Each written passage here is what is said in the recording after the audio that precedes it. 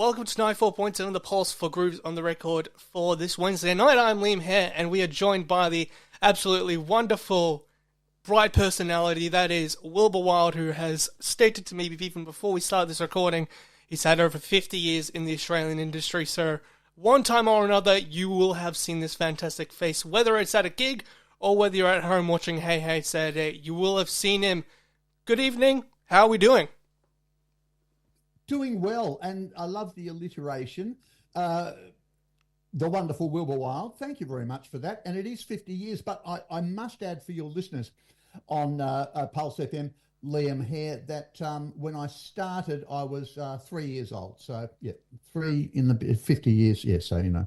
Yes, it's fantastic. Yeah. So going back to those early moments, what first really sparked your interest in music growing up? I liked singing, and I suppose at state school, my first ever gig was with Simon Edward, who was one of my buddies in, all through state school, because he lived around the area in Lower Plenty. And in, I reckon, 5th grade, or maybe 6th grade at Lower Plenty Primary School, there was a fair day, the fete, and part of the celebrations were students performing and people coming along doing gigs. My first live performance, and Simon and I have had a bit of a laugh about it at the most recent Lower Plenty State School reunion, we sang Peter, Paul and Mary's 500 Miles. And I said to Simon when we were talking about it, caught up after 50 years, of course, as you do, I said, now you played guitar. And he said, so did you, because Simon had taught me to play a little bit of guitar. So there's the first gig. So would have been 10 years of age. And that's where the trouble started. There you go. It always starts somewhere. Who were those initially? Who was initially those artists and bands you were collecting maybe on vinyl that inspired you in those early years? Mum, Peter, Paul and Mary, who I mentioned, my big brother, who's 7 years my senior, he was listening to those guys, and of course Bob Dylan in the great folk scare of the early 60s. And so that influence permeated down. And the soul stuff like Arthur Conley, not that I really started understanding that until I was older. When I was about 12 or 13, Mum asked, I asked Mum to buy me an album. And that album, funnily enough, was Doris Day and Howard Keel, Calamity Jane. Now, it was a music theatre production, of course, and some great songs such as Take Me Back to the Black Hills of Dakota, I Just Blew In from the Windy City, and a tune that I continue to play as an instrumental. Actually, sometimes I sing it as well, My Secret Love. My secret love's no secret anymore. So when I play with the jazz band, that'll get trotted out. So isn't it funny that those early years, despite there being a surfeit of Bob Dylan and John Mayall and the Blues Breakers, and a couple of years later, say, Cat Stevens with T for the Tillerman and Teaser and the Firecat. And I listened to that stuff because my friends were listening to that, but it's a diverse and eclectic Catholic, if you will, musical history. Yeah, it really forms your background when you would take stage all those years later in the 1970s. You mentioned in an interview with the Art Hunter that your old school headmaster was also another big part of why you took up a musical direction post-schooling. What moments or anecdotes from being a pupil at Old Ivanhoe really resonated with you looking back on those days? Look, the headmaster, when I was doing year 11, I was doing sciences, and, such as the nature of academia or academic pursuit back then, that, like a science degree or medicine or something like that was, that was de rigueur for that sort of study. But I thought, no, hang on, no, I'm not going to, look, I'm not going to be a doctor. That's too hard. Scientist, I'm still very interested in science. And in fact, one of my young sons, 21-year-old Elliot, is doing a science degree at Sydney University, which I love. I just love that he's enjoying that. That said, I wanted to play music by then. I really wanted to learn more about it, as for 5, 6 years at Ivanhoe Grammar, I'd played in the orchestra, I'd sung in the choir, I'd marched in the cadet band, I'd participated in school plays. Live performance was, I mean, I couldn't have written that down for you at the time, but in my heart of hearts, that's where I felt I was heading. So to study music, to switch from sciences to music and humanities in year 12 for what was then, what did we do? HSC. We had to have a conference. So the music teacher and the headmaster and me and mum, because Dad had died in about 1959. That's a whole other story. But me and Mum sat there with the head, and we had to convince him that I was going to do my homework, and also the music master. I'd study hard, and in fact, I did. I worked at classical saxophone that year, and I passed very well. And although I couldn't get into the conservatorium with saxophone, I went to Monash and only for about 6 months, and joined up with some guys who were playing music, and then we recorded some stuff, and then I went to the Gold Coast and worked in a nightclub for about a year playing saxophone, and then went to Sydney to study at the Sydney Conservatorium and lasted about 6 months there, and that was mid-1975, and I joined Old 55 with Frankie J. Holden and Jimmy Manzi, and that was sort of the beginning of the high-profile stuff. Yeah, that leads fantastically into the Old 55 era. It's this rock and roll revival, if you will, in the mid-1970s. What really sticks out to you when you think back on those days with all those fantastic groups of musicians? Look, I studied at the Sydney Conservatorium doing the jazz course, right? So I was surrounded by some pretty handy guys. In fact, person I met on day one, who's still a great mate, I went up and borrowed a cigarette from him, and we were standing in the foyer of the lovely Sydney Conservatorium of Music. And I said, may I have one of those, please? And he said, yes, no, my pleasure. And I said, do you know where Improvisation 301 is, please? He said, look, it's my first day at school too, but that's my class. Eric McCusker, who of course went on to write some fantastic tunes for not only Captain Matchbox, but Mondo Rock, Come Said the Boy and State of the Heart and Chemistry. And so Eric and I were in the same class. And so I studied for I'm still studying. We've all got work to do. But I lasted at the con full time for about 6 months, and then heard an ad on the radio. So thank you for being a radio broadcaster. It's even more relevant now than it was then, Liam. And it was to Double J, and it was just a guy, maybe Holger Brockman or the legendary Chris Winter, saying, Old 55 50s revival band requires saxophone player. Show up at the East Ryde RSL on Tuesday night for tryouts. And of course, I was the only guy that fronted up.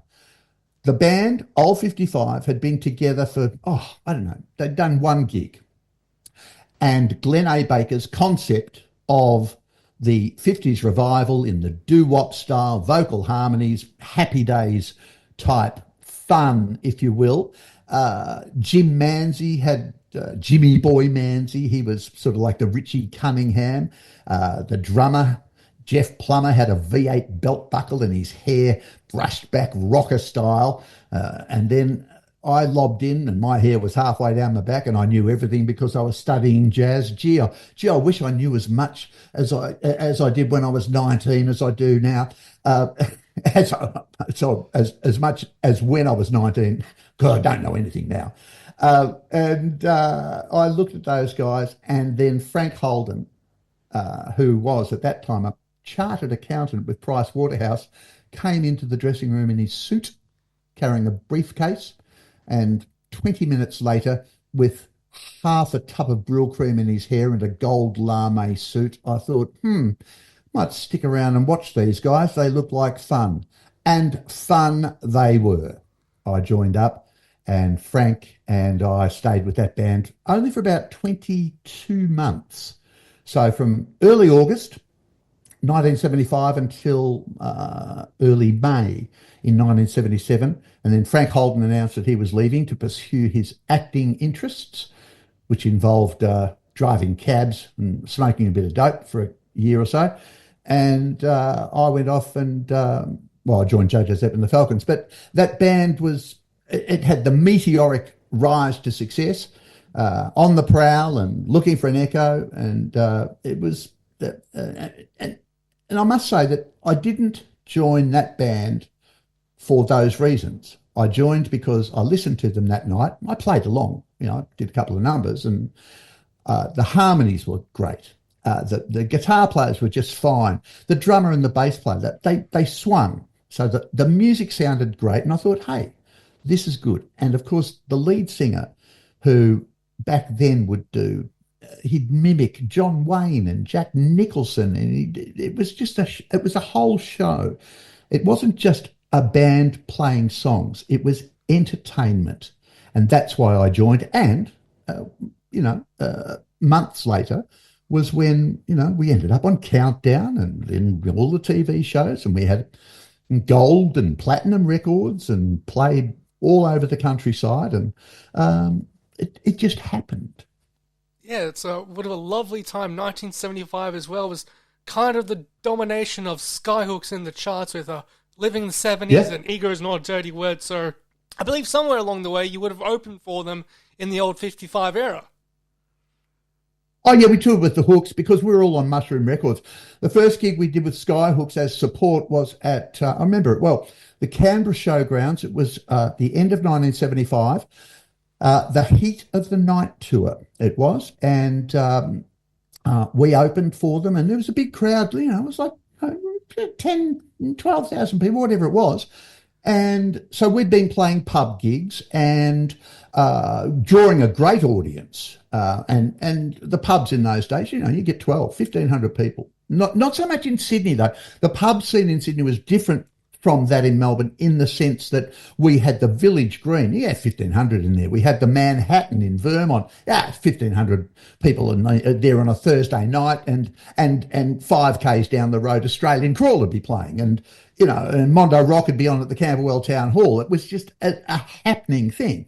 Different today, but nonetheless very musical town, Melbourne. So that tour with Skyhooks, well, we only did one show on that, but later, it was only about 9 months later, in the September of 76, Skyhooks, who had been in the States for 6 months recording and touring over there, returned. So Mushroom Records put on, and Premier Harbour, the booking agency, put on the Brats Are Back tour, and we all got onto a bus at 59 Wellington Street, St Kilda, where the Mushroom Mansion was, and it was a single-decker bus, and it pulled up out the front and had AAT written on the side, and off we went for 7.5, maybe 8 weeks around the East Coast, going up to Tamworth and show in Brisbane, and then coming back in down the centre and playing in Broken Hill and Adelaide and all points there between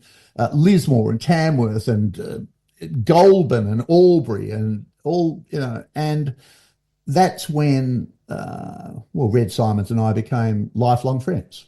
Yeah, He jumped on the bus. Yeah. Well, he jumped on that bus. I was already sitting in this row of seats in the middle of it, they faced each other, and he loomed over me. I mean, he only because I was sitting down could he loom over me. And, his glasses came down his, halfway down his nose. He said, "What are you doing sitting there?" And I said, "Well, it struck me as a pretty social place on the bus." And he sort of went, good.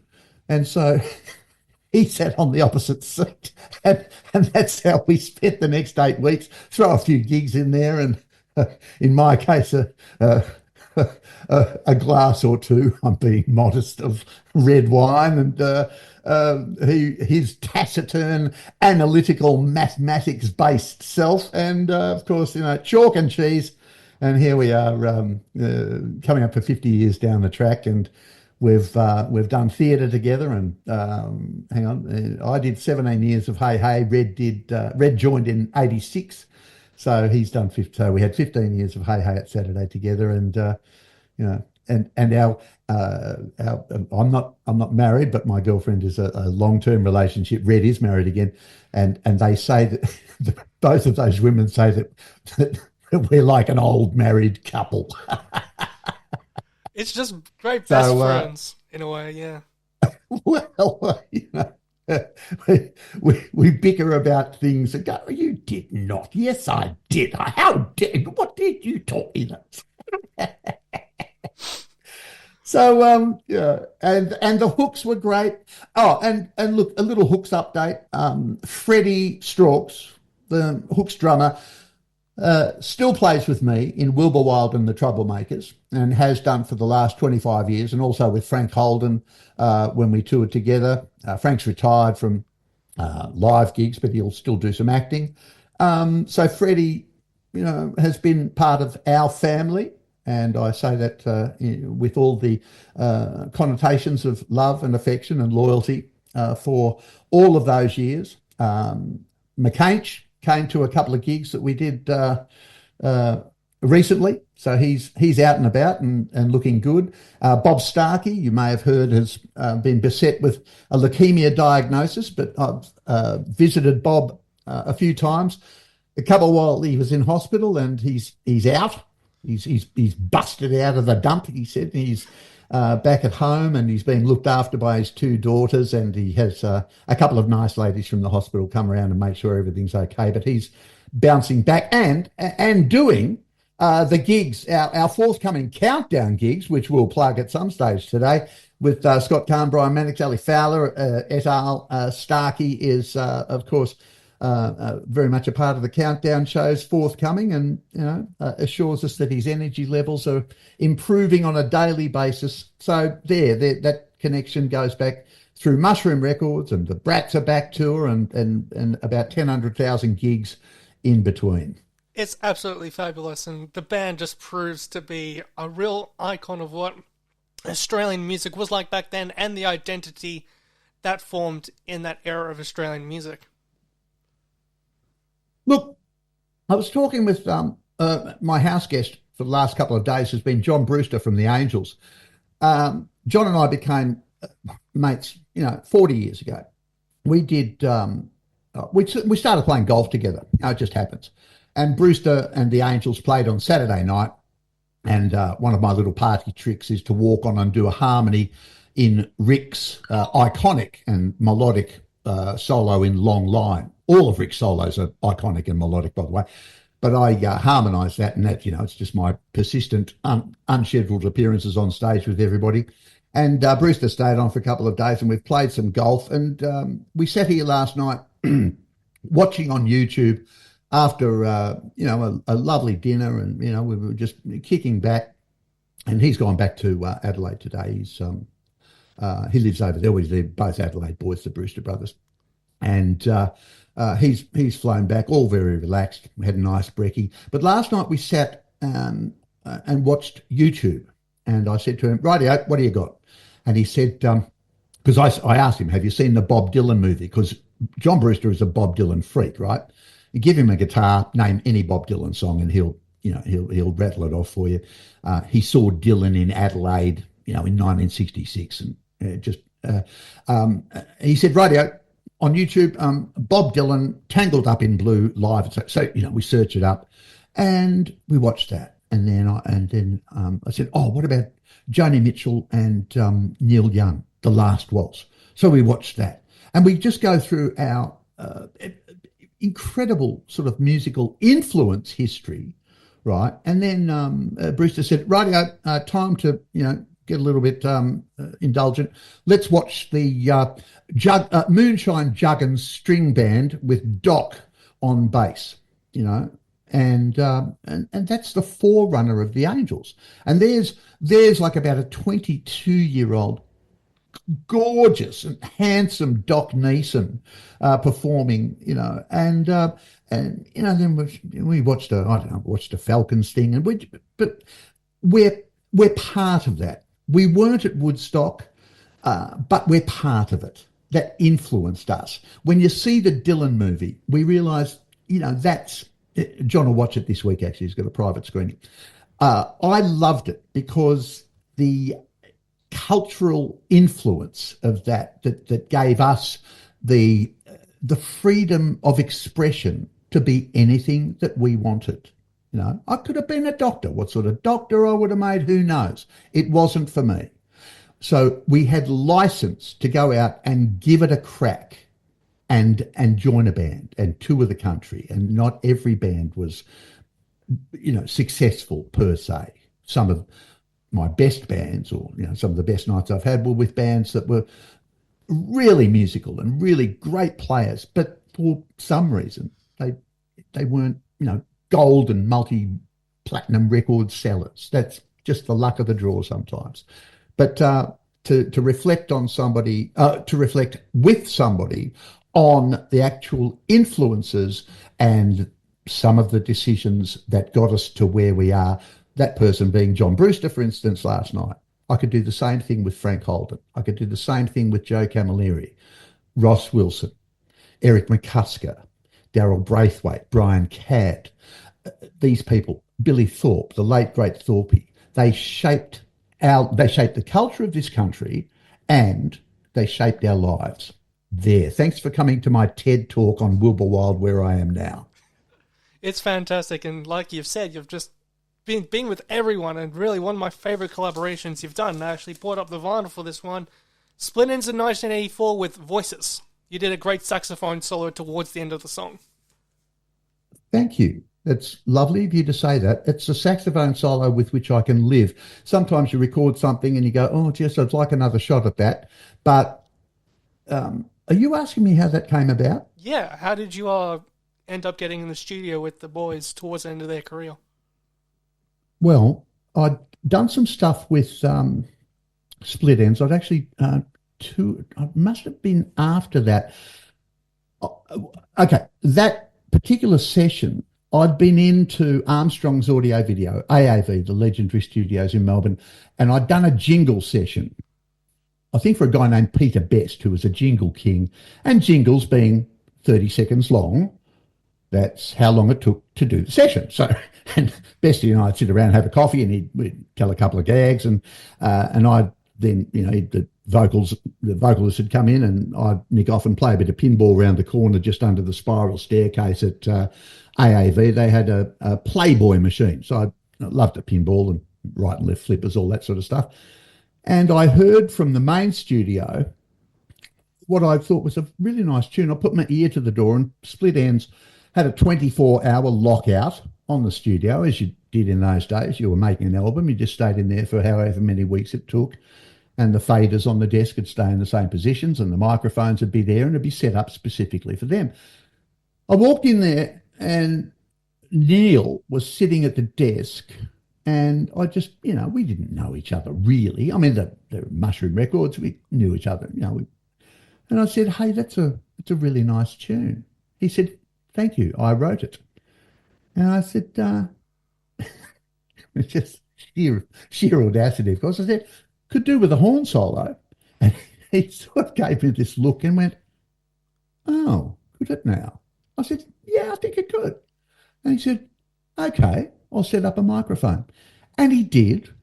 We went through it a couple of times. I made a couple of passes, and we came out with what he and I considered to be a better than satisfactory result, and it ended up on the album. And he, on the day, I remember him being really collaborative in that I had a suggestion for the very end, and, if you bothered to listen to it, there's an answering phrase where one saxophone is panned left and right, and it's not rocket surgery, but I answered my own saxophone playing, and he left that in, and I just thought that was a really nice touch, that he said, yeah, okay, that's an idea. He considered it. He thought it was a good idea.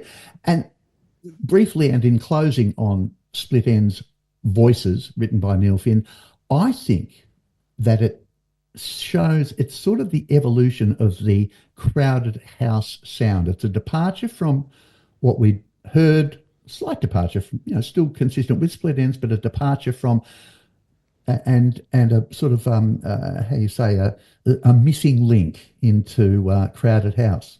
Thank you for asking about that track. I still think I did a reasonable job on that. Yeah, I think the album itself is quite underrated because it's towards the end of their running years in creating studio releases, but I still think your contribution was fantastic towards it. Did you end up seeing Peter Green's new documentary on Hesse on celebrating on remembering him 25 years on?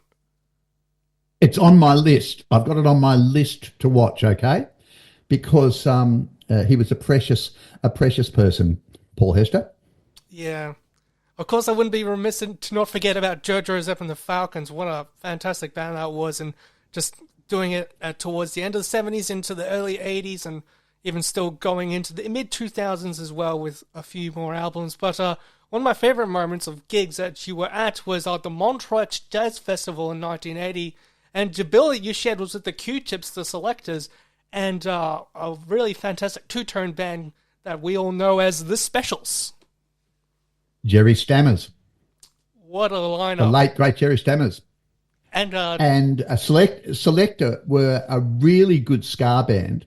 The Specials, message to you, Rudy, Ghost Town? No, hang on. Yes. Ghost Town? That great, great reggae and ska band.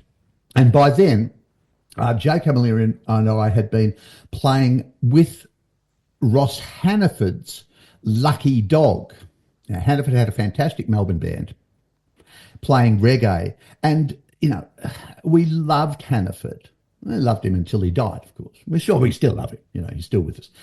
Just his influence, not just through Daddy Cool, but he got into a sort of reggae thing, and it coincided with Camilleri's and my interest in reggae. And I went with Joe to see Bob Marley at Festival Hall in 1979. Just the most profound experience that was. But we were playing with Hannaford, and I mean, we'd just sit in, right?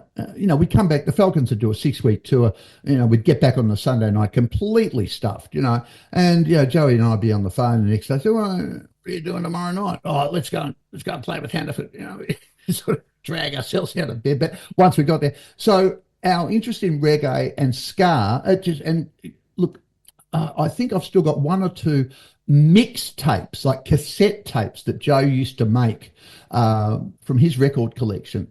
And he'd mix them, we'd just listen to, it was Max Romeo and the Upsetters, or, Jacob Miller, The Killer, and Marley, of course, Peter Tosh, and Sugar Minott. And when we were in London, in 1980, we went via London to Montreux, then back to Amsterdam, or back to London via Amsterdam.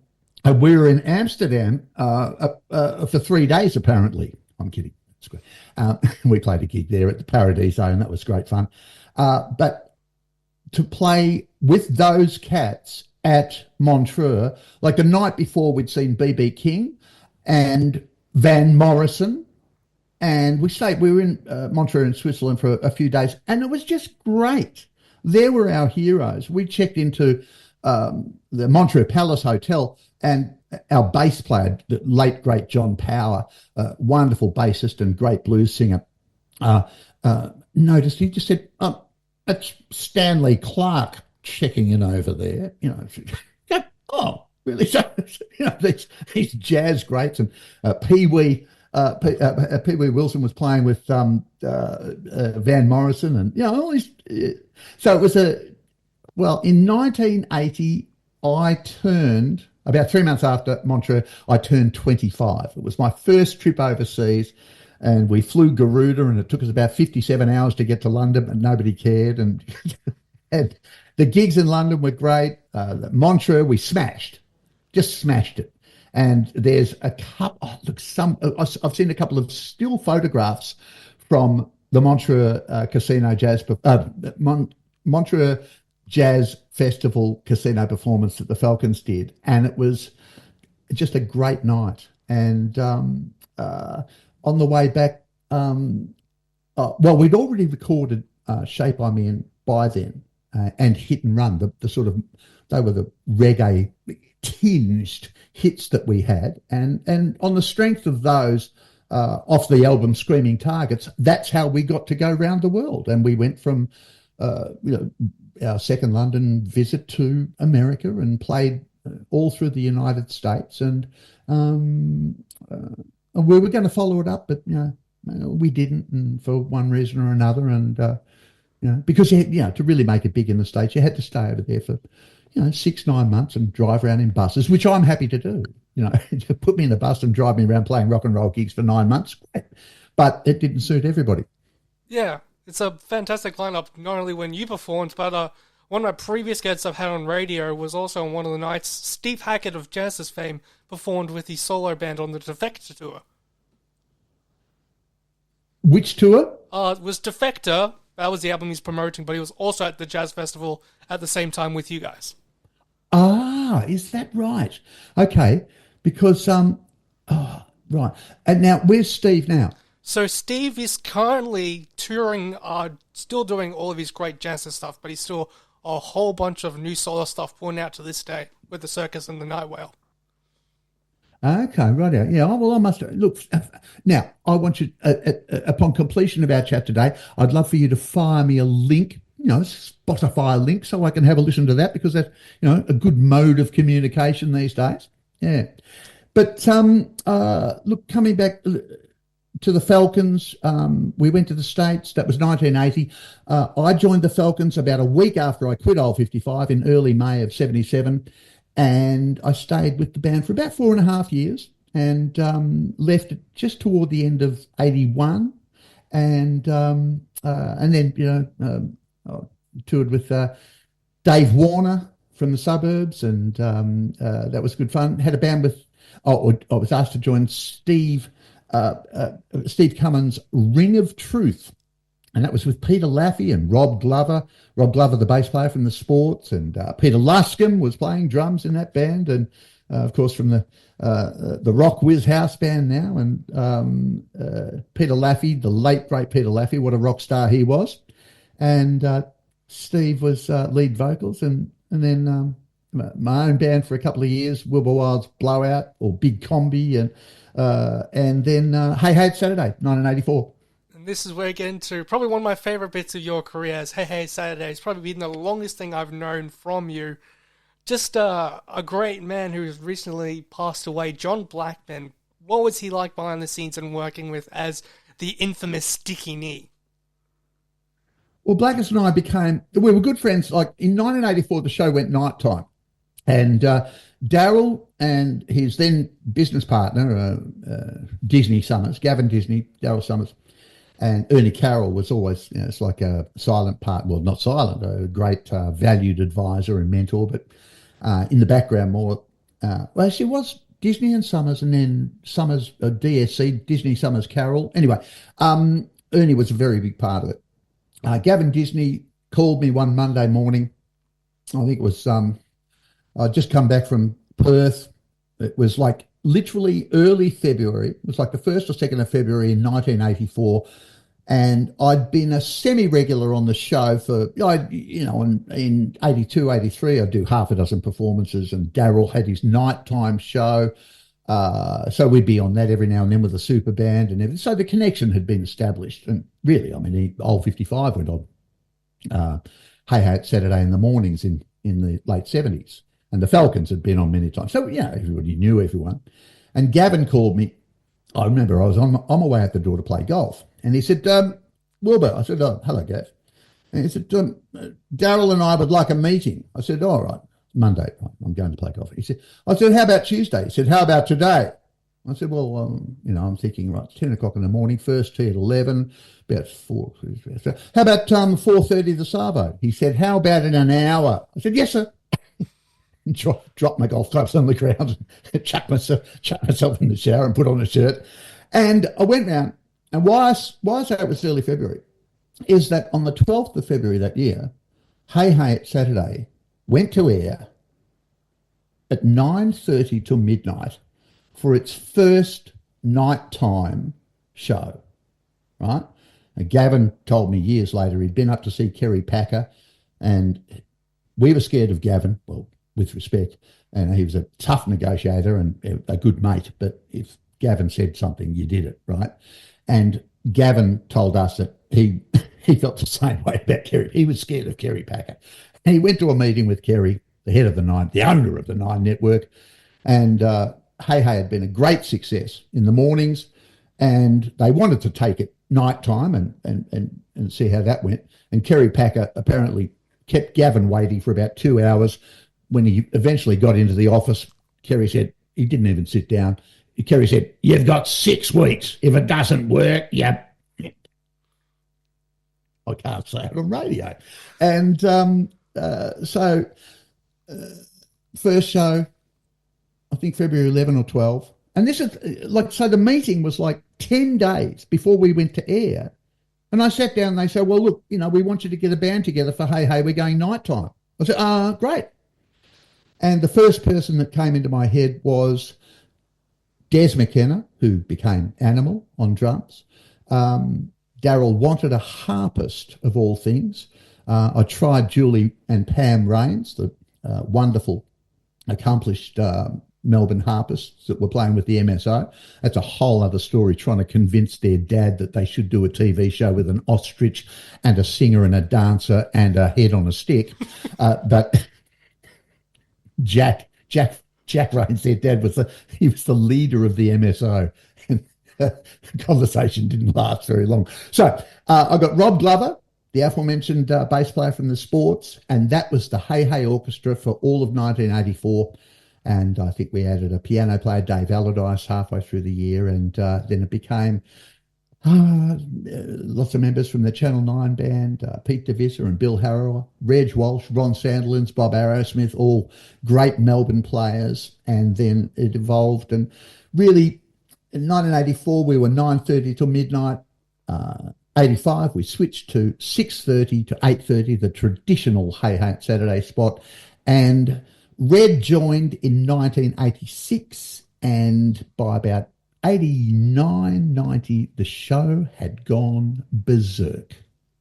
Yes, and it became so much berserk that in 1997, it really cemented itself as a part of Australian culture when one of the main characters donned a classic line, "Gong him red." What was your reaction to seeing Hey Hey Saturday finally being cemented in a classic film of Australian culture like The Castle?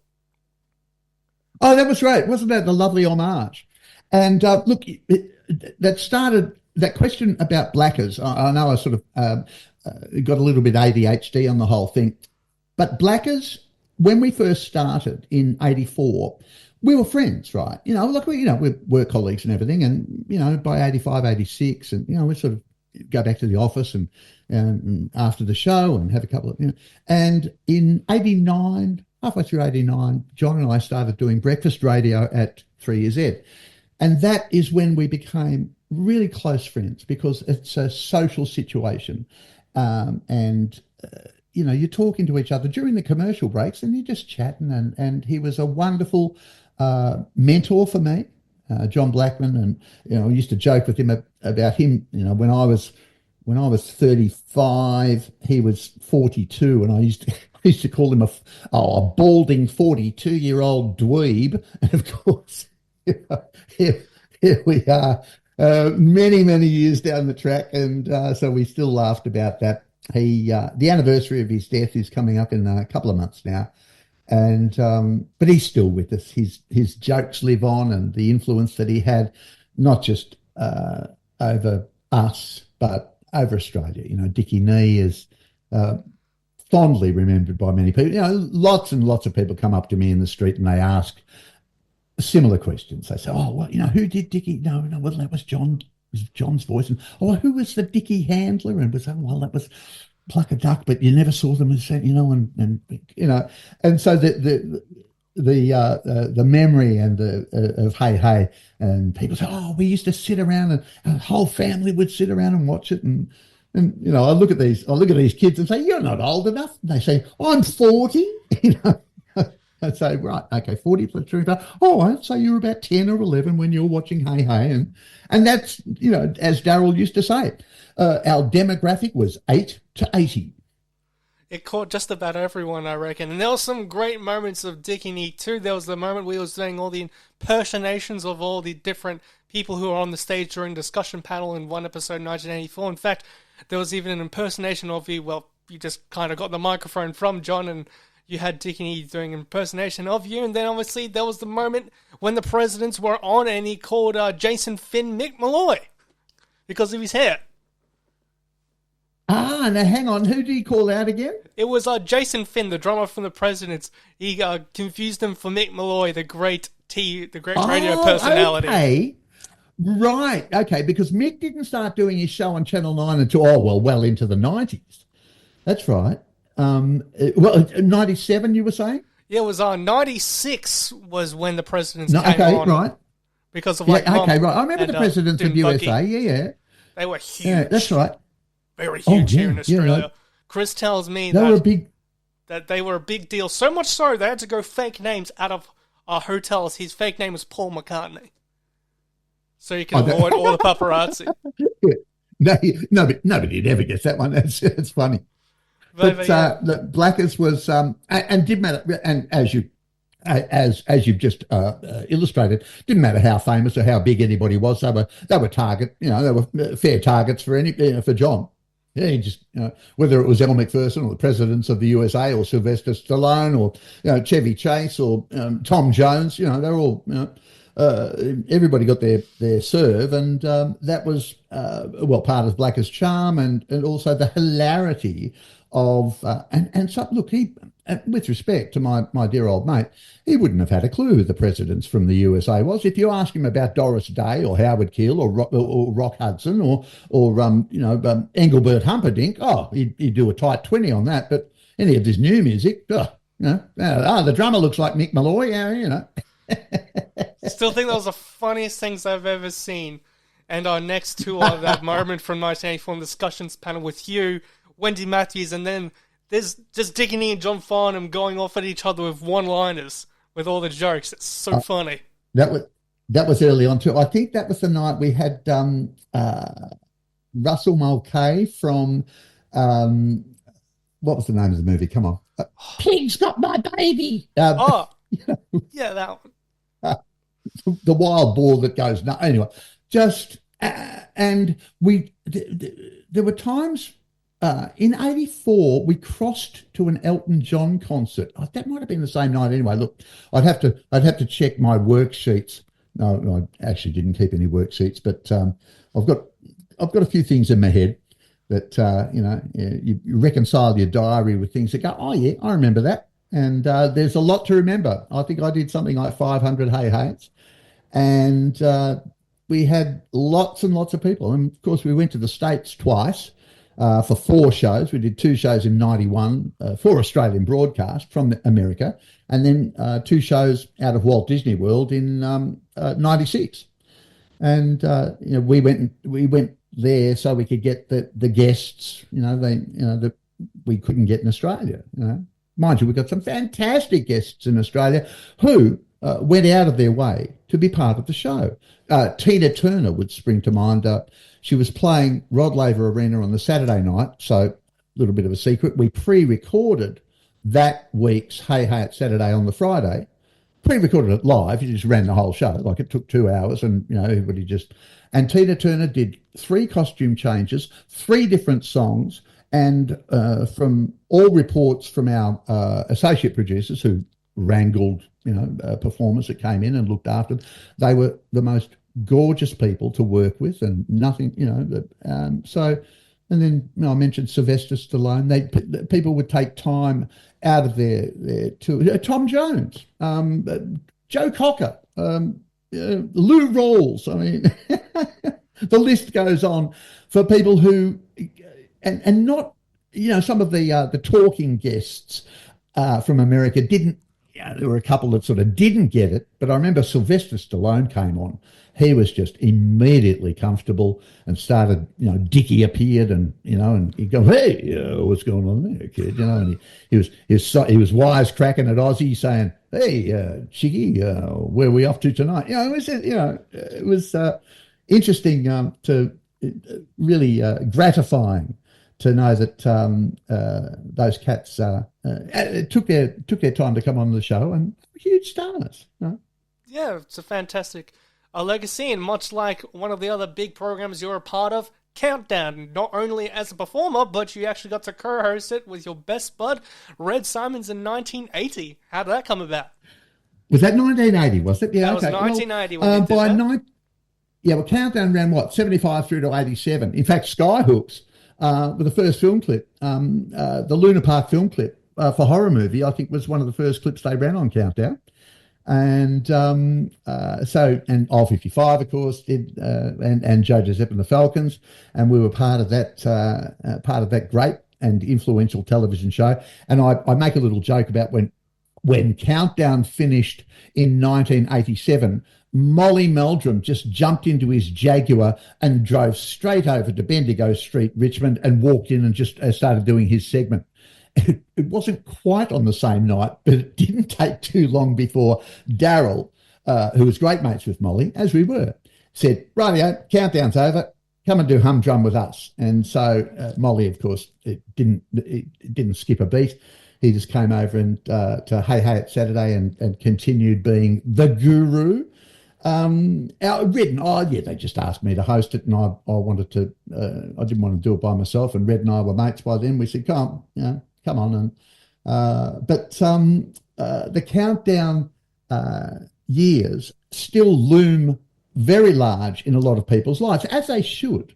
Mention it's the Australian bands that were there, a lot of whom are still performing, and because they had great hits then. Joe Camilleri, for instance, I think his latest album is his 55th album that he's released. Wow. All right?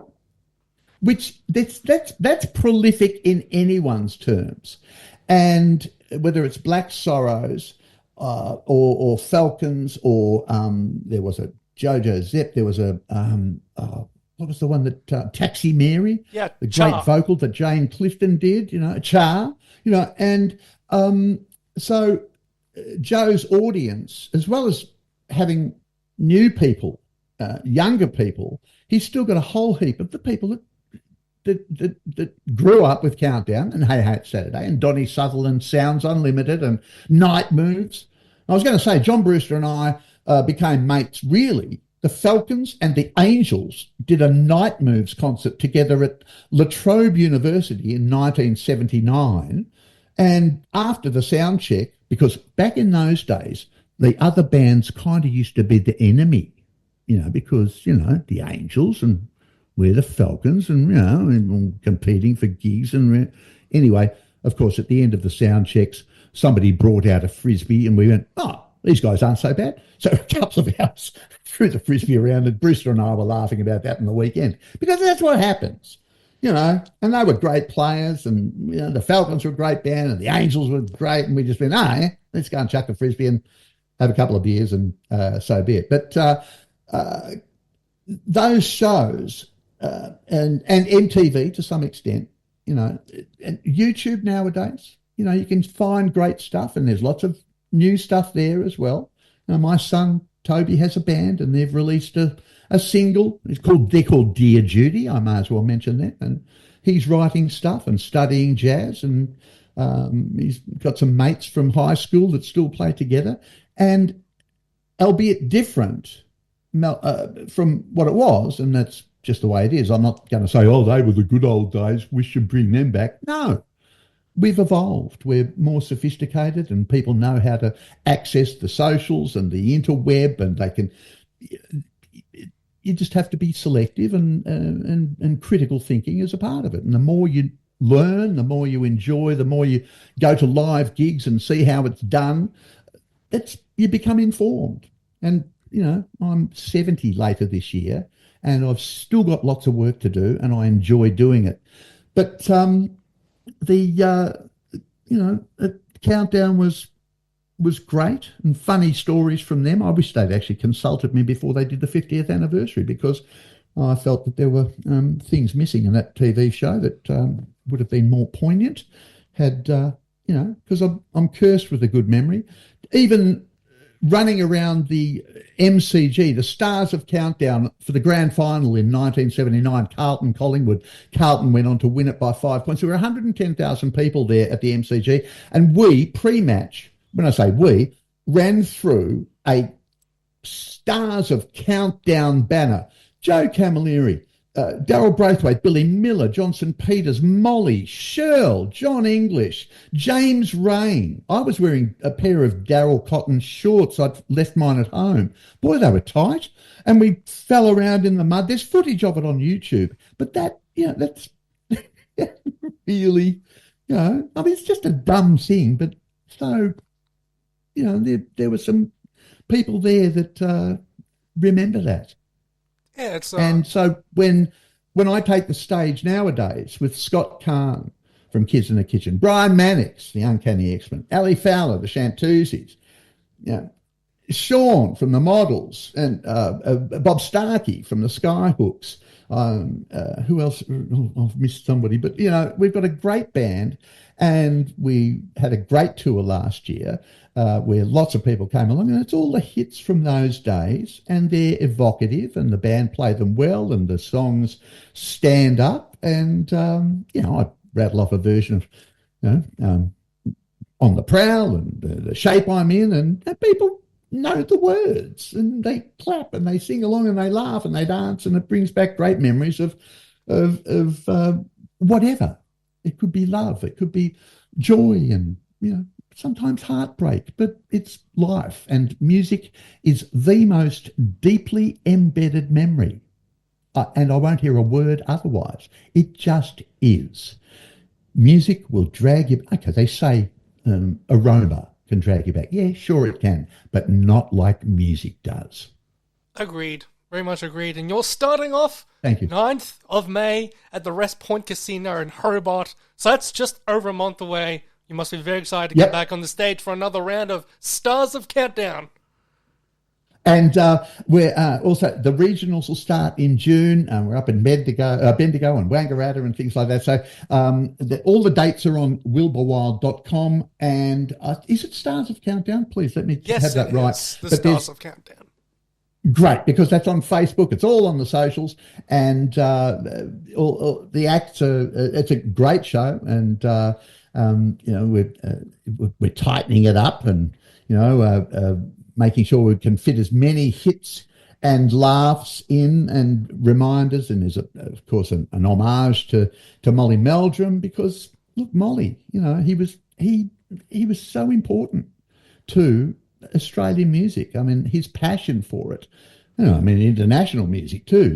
As we all know, he launched Blondie. He launched ABBA here. They couldn't get arrested, but and they took off in Australia, and the world started taking notice. He produced Russell Morris's Real Thing, for instance. There's your price of admission right there. It's a very fantastic song. If you're going to take us out today on any song, what's it going to be? Well, look, it is a tune that's still very dear to my heart, because, with Hit and Run, it took us around the world in 1980, and we sort of addressed that earlier on in our great interview. Thank you for being indulgent and letting me prattle on, Liam. But The Shape I'm In, I'm still very fond of it. It's got 2 saxophones in it, which is just great. What's better than 1 saxophone? 2 saxophones. It's fantastic. Thank you very much, Wilbur Wilde, for your time today, and thank you for appearing on Grooves on the Record and promoting this fantastic tour that's coming up. Stars of Countdown. You know where to find the information. This has been Liam Hare and Wilbur Wilde, and you're listening to Shape I'm In by Jojo Zepp and the Falcons.